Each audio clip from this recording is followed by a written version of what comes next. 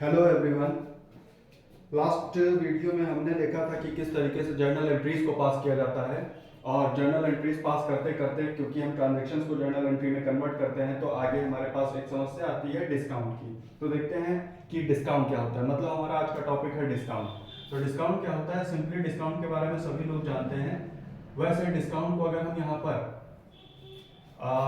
इसकी मीनिंग को अगर हम डिफाइन करने की कोशिश करें तो डिस्काउंट का मतलब हम ये बोल सकते हैं कि जब आप यहाँ पर किसी भी प्रोडक्ट की लिस्ट प्राइस पे कोई भी डिक्रीज लेकर के आते हैं, लिस्ट प्राइस डिक्रीज बाय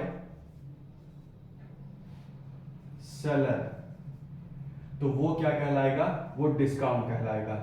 और ये डिपेंड करता है सेलर की इच्छा पर, वो कितना डिस्काउंट करना चाहता है। वो लिस्ट प्राइस पे जितना भी परसेंट उसका जो भी प्रॉफिट मार्जिन देखते हुए या जो भी उसकी इच्छा होगी अपने सारी की सारी कैलकुलेशन करने के बाद वो आपको डिस्काउंट अलाउ कर सकता है।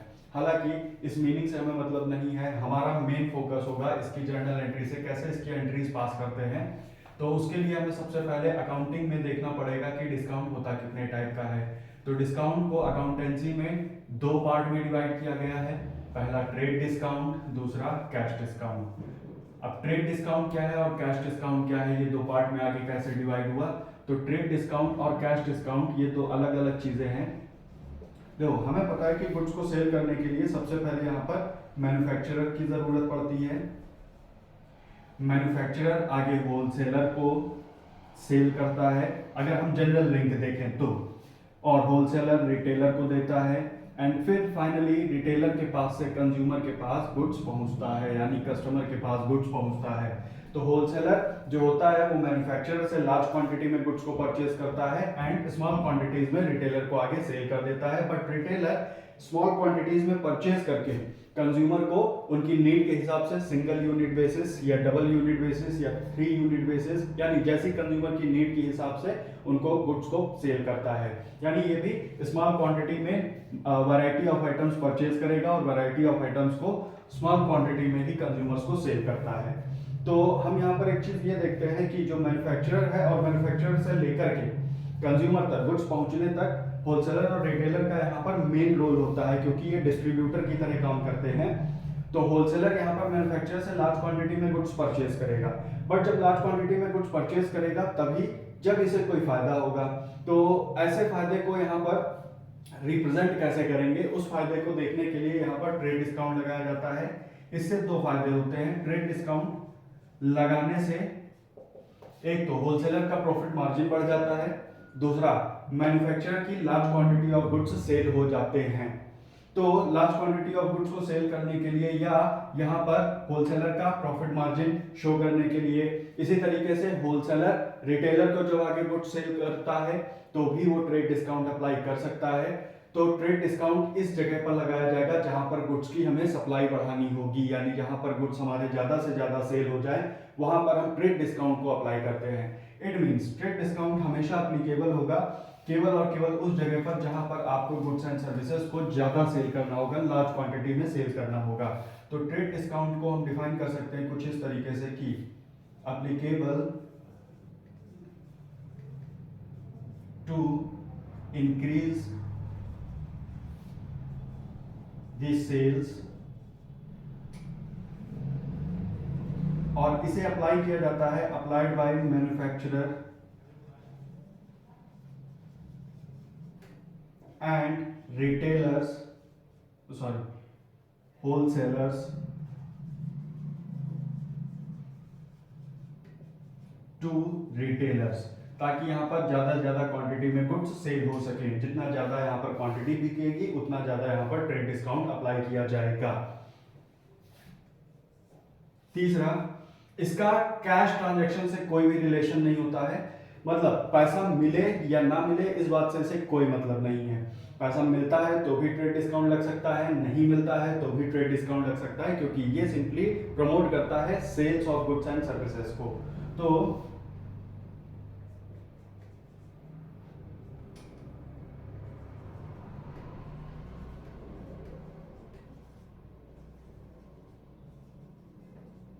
कैश ट्रांजैक्शंस के लिए ये मैंडेटरी नहीं है।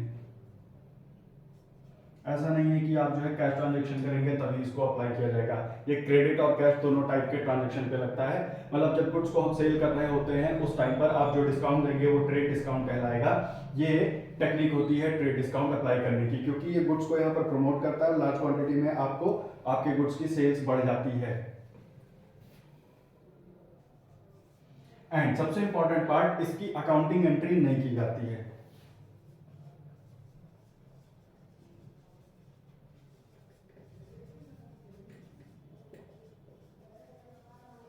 मतलब इसको केवल हम कैलकुलेट करते हैं यहाँ पर जब भी जर्नल एंट्री पास करेंगे अपने अमाउंट को फाइंड आउट करेंगे उस टाइम पर इसे कैलकुलेट तो किया जाएगा, लेकिन इसे किसी भी तरीके से जर्नल एंट्री में नहीं पास करते। जब जर्नल एंट्री में नहीं रिकॉर्ड करते तो इट मींस ये आगे कैरी फॉरवर्ड नहीं हो सकता है।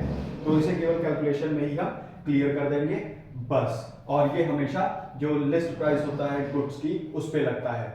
तो अगेन मैन्युफैक्चरर या होलसेलर लगाते हैं जब इन्हें अपने गुड्स को लार्ज क्वांटिटी में सेल करना होता है। इसके लिए कैश ट्रांजैक्शन ही होना जरूरी नहीं है, पैसा मिले या ना मिले इसके इस बात से कोई रिलेशन नहीं है।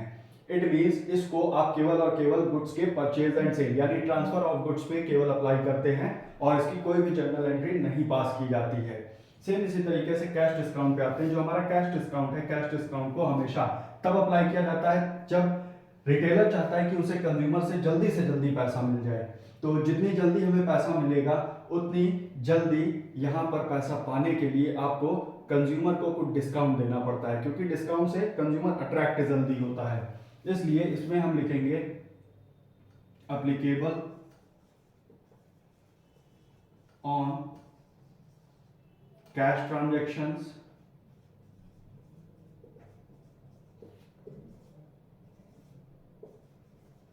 applied by retailer to consumer या कस्टमर।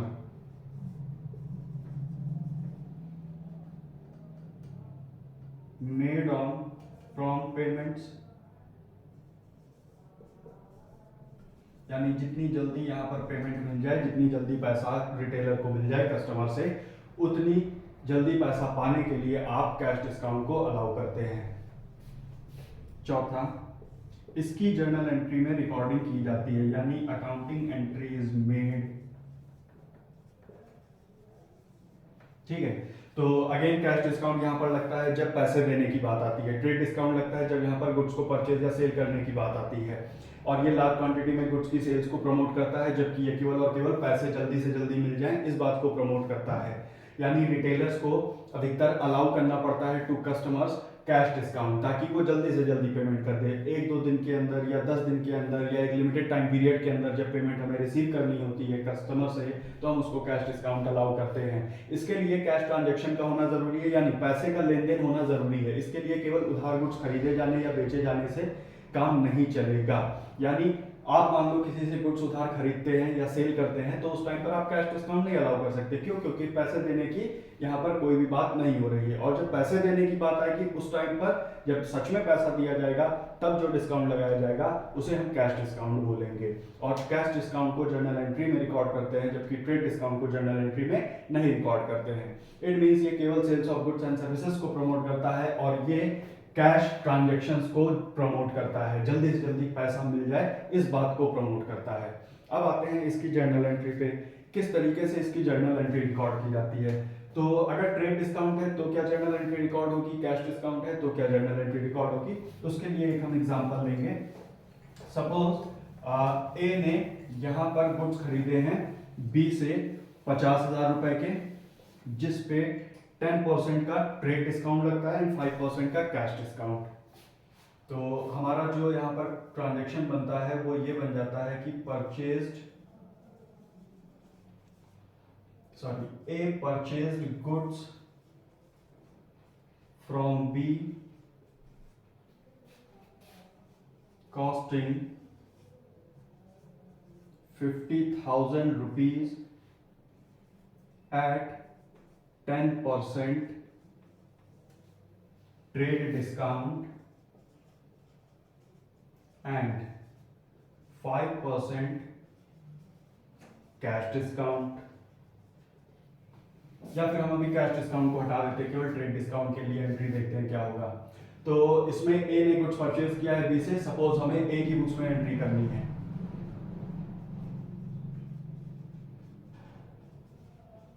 तो ए की बुक्स में अगर हमें एंट्री करनी है तो उसके लिए सबसे पहले हम कैलकुलेशन देखते हैं कैसे क्या करेंगे, कौन कौन से अकाउंट चूज किए जाएंगे, उनको कैसे डेबिट या क्रेडिट किया जाएगा, और डिस्काउंट का अमाउंट यहाँ पर शो करेंगे कि नहीं करेंगे। तो ट्रेड डिस्काउंट यहाँ पर लगेगा क्योंकि ए ने गुड्स परचेज किए हैं बी से, और इसमें ये तो लिखा नहीं है कि इससे कैश में खरीदा या उधार, तो हम इसको उधार ट्रांजैक्शन मानेंगे, यानी ए ने बी से गुड्स जो खरीदे हैं वो उधार ही खरीदे होंगे। ये जनरल थ्योरी हमारी होती है जर्नल एंट्री पास करते वक्त। तो ए ने अगर बी से गुड्स को खरीदा है तो उस समय पर 50,000 के गुड्स थे जिनके ऊपर 10% का ट्रेड डिस्काउंट लगाया जाता है। इट मींस इस ट्रांजैक्शन में सबसे पहले हम देखते हैं कि जो गुड्स की वैल्यू पड़ती है टू ए, ये हो जाती है 50,000 रुपीज, और इस 50,000 रुपीज में आपको ट्रेड 10% का ट्रेड डिस्काउंट मिलता है। तो वो ट्रेड डिस्काउंट जो होगा वो लेस कर दिया जाएगा यहाँ पर, लेस ट्रेड डिस्काउंट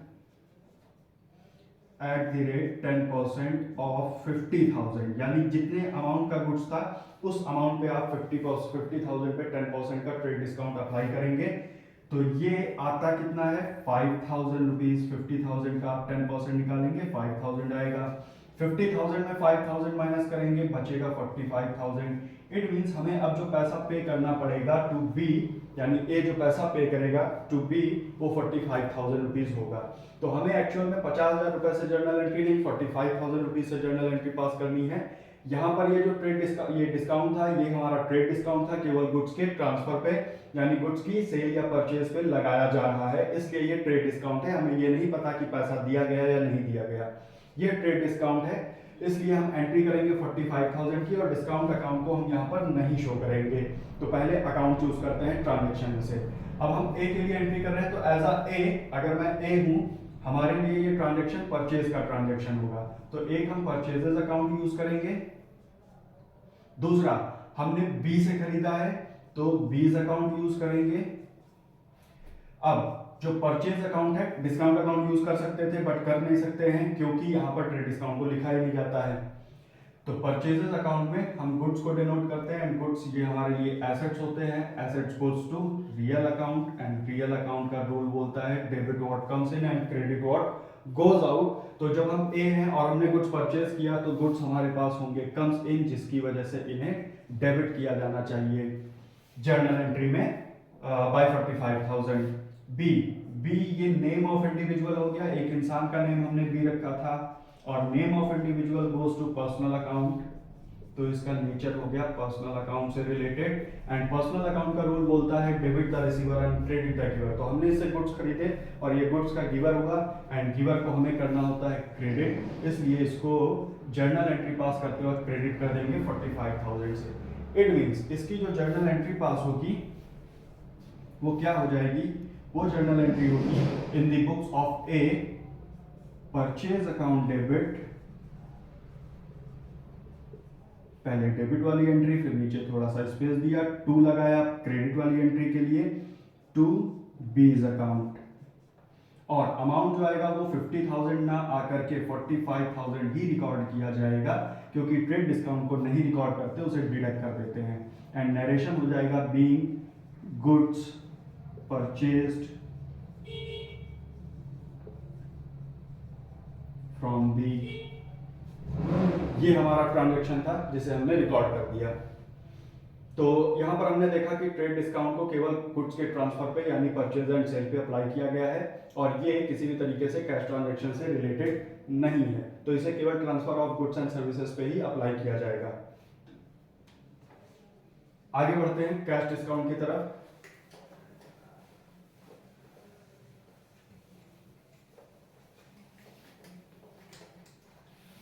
अब हम क्या करेंगे, अब इसमें हम थोड़ा सा चेंजेस लाएंगे।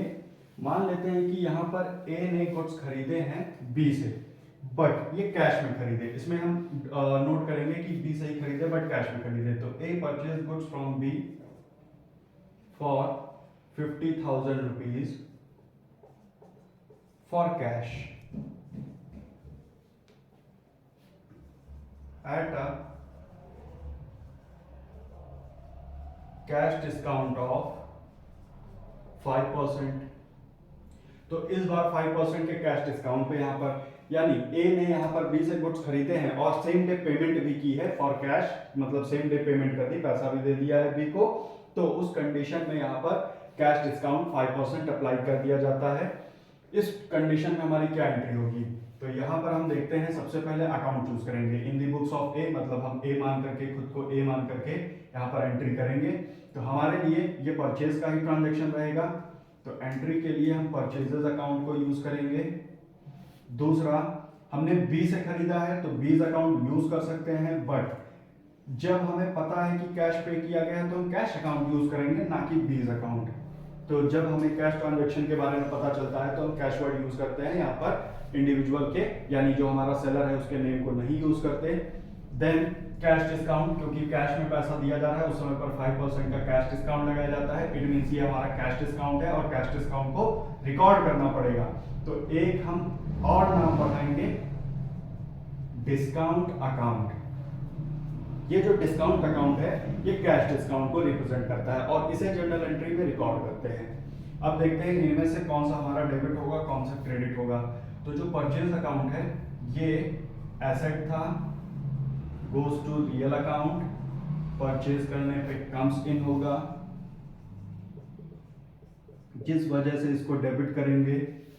दूसरा डिस्काउंट, अच्छा जब हमें यहाँ पे पैसा देना पड़ेगा तो डिस्काउंट हमें मिलता है ना, यानी कैश और डिस्काउंट के बीच में अपोजिट रिलेशनशिप होती है। जब पैसा देना पड़ता है तो डिस्काउंट मिलता है और जब पैसा मिलता है तो डिस्काउंट देना पड़ता है। तो डिस्काउंट यहाँ पर हमें मिलेगा क्योंकि पैसा हमने दिया है, क्योंकि गुड्स हमने परचेज किए थे। अगर पैसे दिए हैं तो डिस्काउंट मिलेगा, इट मींस डिस्काउंट हमारे लिए प्रॉफिट की तरह ट्रीट होगा and profit goes to nominal account. And nominal account का रूल बोलता है कि अगर आपको कोई भी प्रॉफिट या इनकम शो होगा तो उसे क्रेडिट कर देना है, तो इट मींस ये जर्नल एंट्री में क्रेडिट होगा डिस्काउंट अकाउंट। नेक्स्ट कैश, ये property asset goes to real account. Real account बोलता है debit what comes in and credit what goes out, तो पैसा हम पे करेंगे क्योंकि हम ए है, ए की बुक्स में एंट्री हो रही, इट मींस कैश होगा goes out and goes out होगा तो इसे भी क्रेडिट करना पड़ेगा। तो इस बार हमें 3 अकाउंट्स को डेबिट और क्रेडिट करना है, जिसमें से परचेज अकाउंट डेबिट हो जाएगा और discount and cash account credit हो जाएगा। अब बात आती है अमाउंट फिल करने की। तो अमाउंट जब हम फिल करेंगे तो हम यहाँ पर देखते हैं कि हमारे जो गुड्स की वैल्यू थी,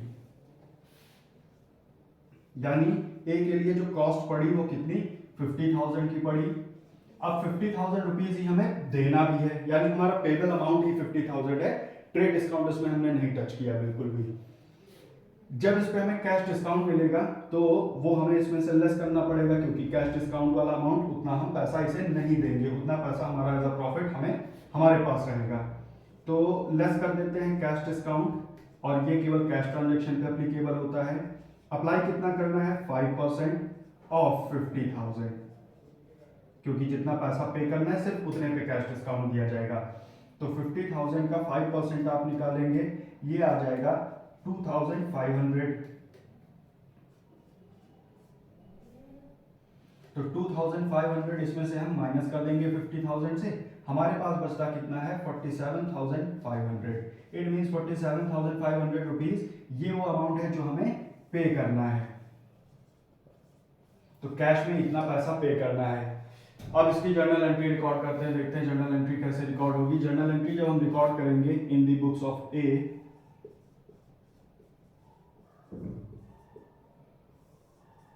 तो उसमें सबसे पहले डेबिट वाली entry, it means purchase account debit कर दिया जाएगा।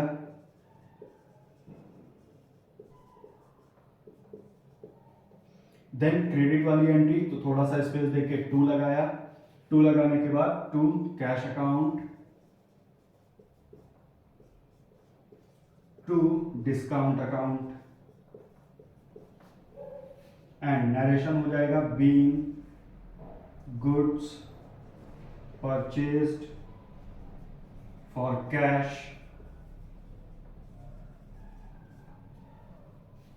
अमाउंट फिल करते हैं। तो परचेजेस अकाउंट में जितना गुड्स हमारा, मतलब जो हमारा पेबल अमाउंट था उसको फिल करेंगे, यानी गुड्स की कॉस्ट को ही यहाँ पर हम फिल करेंगे। तो 50,000 को यहाँ पर फिल कर देते हैं, ये हमारा पेबल अमाउंट था। देन कैश अकाउंट में जितना पैसा एक्चुअल में पे किया है उसे फिल करेंगे।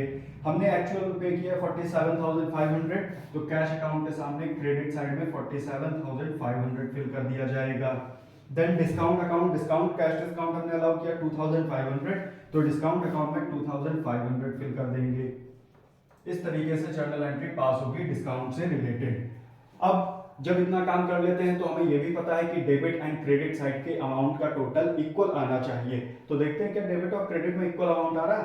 तो डेबिट साइड में टोटल 50,000 एंड क्रेडिट साइड में 47,500 plus 2,500 equal to 50,000। It means दोनों साइड में अमाउंट इक्वल हो गया, मतलब ट्रांजैक्शन हमारा सही से रिकॉर्ड हो गया। तो इस तरीके से कैश डिस्काउंट और ट्रेड डिस्काउंट को हम रिकॉर्ड करते हैं। इस तरीके से इनकी एंट्रीज पास की जाती हैं in the books of accounts. Thank you, class.